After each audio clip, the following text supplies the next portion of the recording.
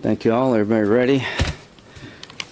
So we're here today with a purpose, and a couple things I think need to be said, and I'm sure all of us will express it in our own way. Yesterday was a tragic day for America. Charlie Kirk was assassinated. From a Republican point of view, he was one of the leading voices in the MAGA world. He organized campuses to spread conservatism. On our side of the aisle, we saw him as a great force. I think Democrats, whether they agreed with him or not, understand that this is not the way you have discourse in the country. And we're just here as a group to say America cannot govern itself this way.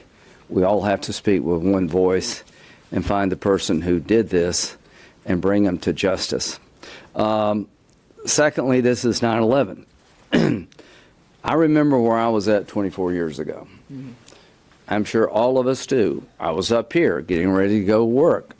I got a call from my office, turned on the TV, saw a plane going to the tower. I thought it was a movie. Turned out not to be a movie.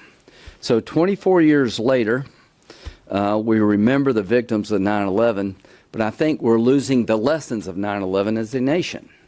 24 years later, Russia has for the second time invaded Ukraine.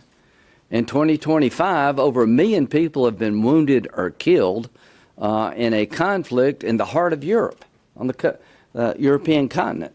So containing the bad guys and standing up to them is a lesson we've lost. Looking inward is okay, but you also have to look outside the country. The lessons of 9/11, what goes on in Afghanistan actually could matter to you.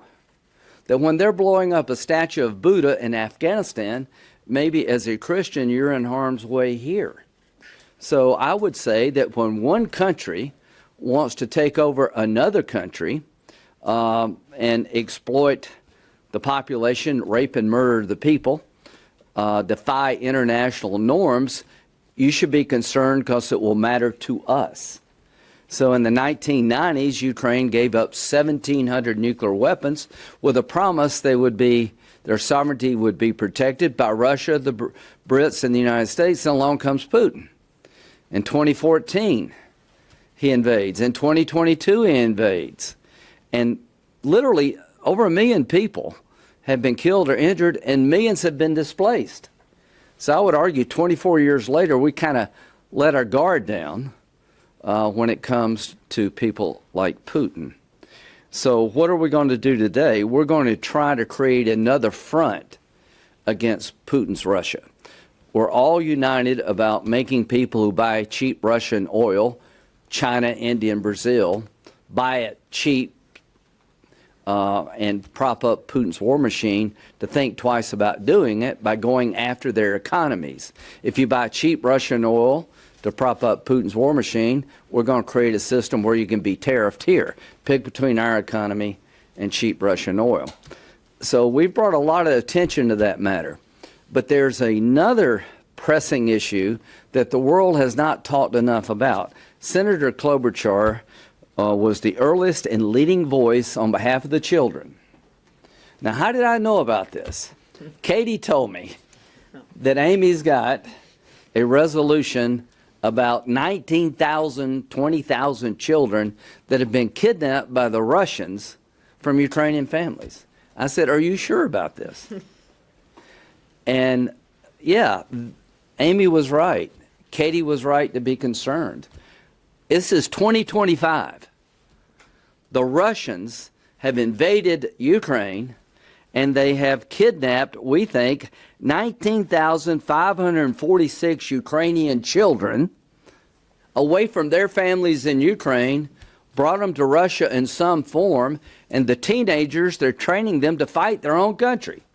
What's the right answer? Do something about it. Get off our ass as a world and make this, like, unacceptable. So there are, 4 countries under U.S. law that have the designation of being a state sponsor of terrorism. We're here today say you need to add one more. So this legislation if passed, would designate Russia as a state sponsor of terrorism under U.S. law until they return the children. If you want to vote no, we will make you famous. You need to vote. Thune and Schumer need to bring this bill up soon so we can tell Europe and the rest of the world, follow our lead. What does it matter to be a state sponsor of terrorism under U.S. law? Your economy is radioactive.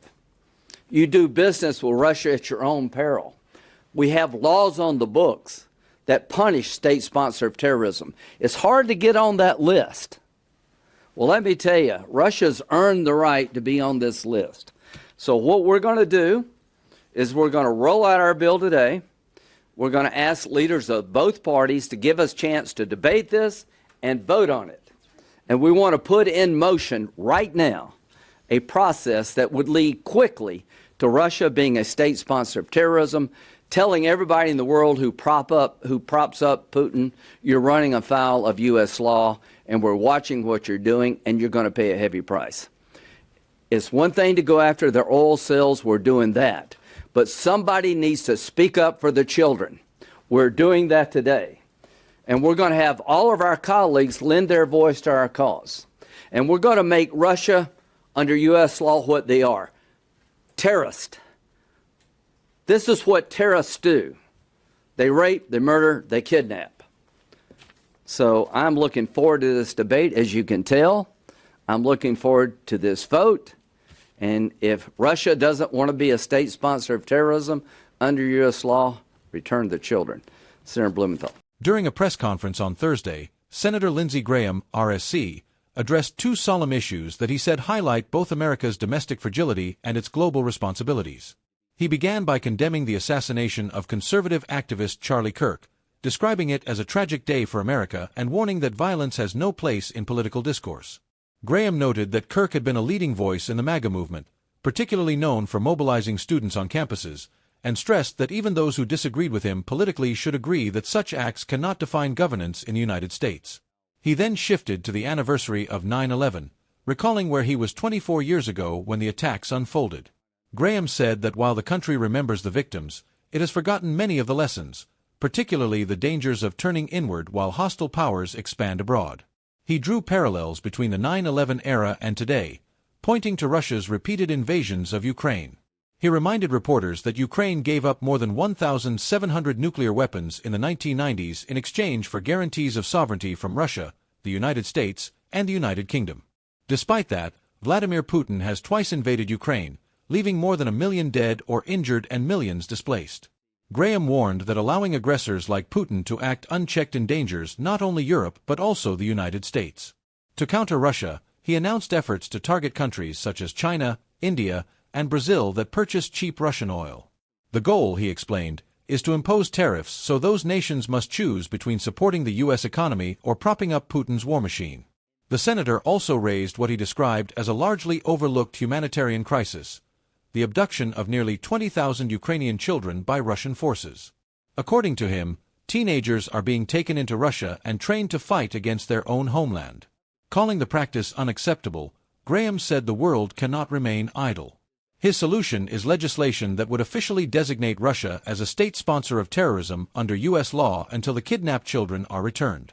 Such a move would make Russia's economy radioactive, Graham argued, warning that countries or businesses doing business with Moscow would face harsh consequences.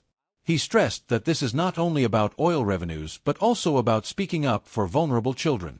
Graham urged both Republican and Democratic leaders to bring the bill forward quickly for debate and a vote, insisting that Russia has earned its place on the terrorism list. He concluded by saying that if Russia does not want the label, it must return the children, adding that acts of kidnapping, rape, and murder are the actions of terrorists, not a legitimate government.